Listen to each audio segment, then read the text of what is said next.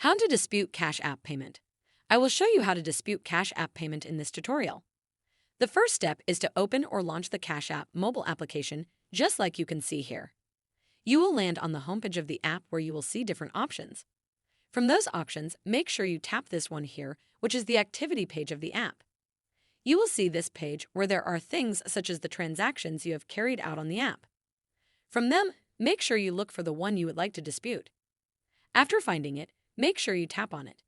You will then land on this page where there is some information on the payment. Next, tap on the three dots at the top right corner of the screen. After doing that, this other page will appear where there are some options that you can use to make changes to the payment. From those options, the one we need is this one here named Cash App Support. Make sure you tap on it. This will take you to the support section of the Cash App where there are many different categories that you can use to manage and find a solution to issues you face in Cash App. So make sure you are following the tutorial step by step to avoid making any mistakes. From the options that are here, go to the top search bar and then type dispute. As you can see, several search results appear. From them, make sure you tap this one named Submit a New Dispute. This other page appears. Please note, if your dispute is denied, you are entitled to submit a new dispute. So we will contact the support team with any additional information.